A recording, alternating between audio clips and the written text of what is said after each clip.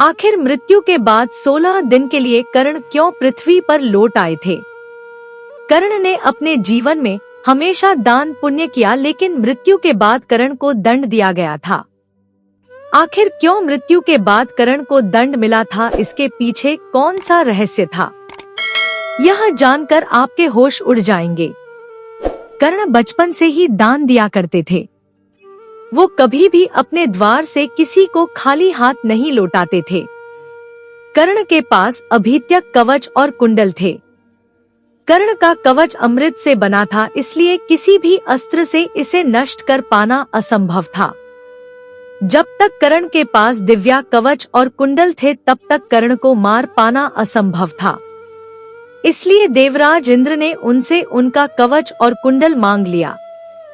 किसी को खाली हाथ लौटाना कर्ण का स्वभाव नहीं था, इसलिए उन्होंने देवराज इंद्र को अपना कवच और कुंडल दान कर दिया। इस दान वीरता के कारण आज भी लोग कर्ण का सम्मान करते हैं। कुरुक्षेत्र युद्ध के 17वें दिन कर्ण और अर्जुन में प्रलयंकारी युद्ध हो रहा था।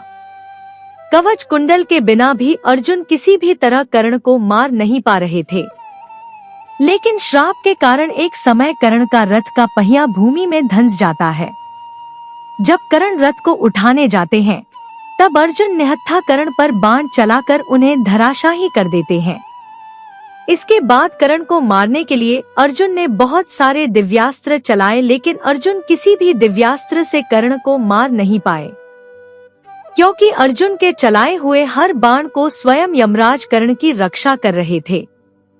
कर्ण ने अपने जीवन में इतना दान पुण्य किया था कि कर्ण की रक्षा के लिए स्वयं यमराज युद्ध क्षेत्र में आ गए थे। जब भगवान श्री कृष्ण ने यह देखा, तब वो एक ब्राह्मण का भेष धारण करके कर्ण के पास गए और कर्ण से उनका सारा पुण्य दान में मांग लिया। और कर्ण ने भी भगवान श्री कृष्ण को अपना सारा पुण्य दान कर दिया। इसके बाद ही अर्जुन कर्ण को मार पाए थे। इसके बाद कर्ण स्वर्ग लोक में गए थे, लेकिन स्वर्ग में भी कर्ण को एक ऐसा दंड मिला था जिसे सुनकर आप हैरान हो जाएंगे। स्वर्ग लोक में अन्न के बदले स्वर्ण खाने को दिया गया था। कर्ण को सोना खाने को दिया गया। मृत्यु के बाद कर्ण की आत्मा स्वर्गलोक पहुंची। स्वर्ग में कर्ण का भव्य स्वागत किया गया। सोने के महल में उनके रहने की व्यवस्था की गई। उस महल की सभी चीजें स्वर्ण की बनी हुई थी। ये देखकर कर्ण को अपने जीवन काल में किए हुए स्वर्ण दान पर बहुत गर्व हुआ। दानवीर होने के कारण उन्हें स्वर्ग लोक तो मिला, लेकिन जब भोजन का समय आया तो बाकी पुण्य आत्माओं के आगे भोजन तो आया, लेकिन कर्ण के सामने सोना और चांदी परोस दिया गया। यह देखकर कर्ण को मन ही मन बहुत गुस्सा आया। कर्ण इंद्रदेव के पास जाकर बोले, हे इंद्रदेव, सभी आत्माओं को भोजन के लिए अन्न दिया गया, लेकिन मेरे भोजन के समय सोना और चांदी परोसा गया। आखिर क्यों मेरे साथ ऐसा हो रहा है? कर्ण की बात सुनकर इंद्रदेव बोले, कर्ण, तुम बहुत बड़े दानवीर हो। तुमने अपने जीवन में हमेशा दान पुण्य किया है। तुमने मुझे अपना अभिक्रिया कवच भी दान कर दिया था। तुमने जीवन भर सोना चांदी का दान तो बहुत किया, लेकिन कभी तुमने अपने पूर्वजों को भोजन नहीं कराया। कर्ण, तुमने कभी भी अन्न का दान नहीं दिया।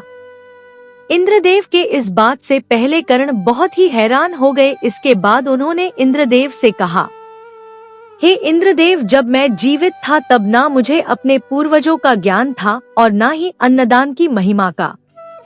इसलिए मुझसे ऐसा अपराध हुआ है। इसलिए कृपया आप मुझे इस स्थिति से बचने का एक उपाय बताइए। तब इंद्रदेव ने कर्ण से कहा, कर्ण, तुम पृथ्वी लोक पर लौट जाओ और अपने जिन पूर्वजों को तुमने कभी अन्नदान नहीं दिया था उन्हें अन्नदान दो। इस तरह से तो तुम इस संकट से बच पाओगे। इंद्रदेव की बात मानकर मृत्यु के बाद 16 दिन के लिए कर्ण इस धरती पर वापस आए थे। इन दिनों में कर्ण ने पृथ्वी पर रहकर अन्न, जल और वस्त्र का दान किया था।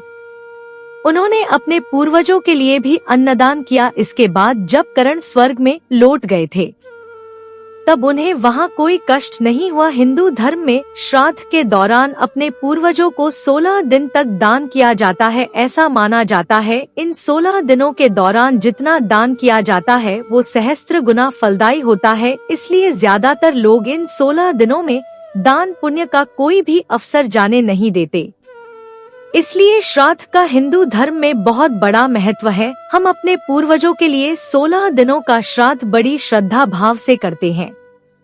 आशा करती हूँ यह जानकारी आप लोगों को अच्छी लगी होगी। अच्छी लगे तो लाइक करें, अपने दोस्तों के साथ शेयर करें, मेरे चैनल को सब्सक्राइब करें और कमेंट में जय श्री कृष्ण अवश्य लिखें। कहानी सुनने के लिए बहुत बहुत धन्यवाद। मिलती हूँ एक और अच्छी कहानी के साथ।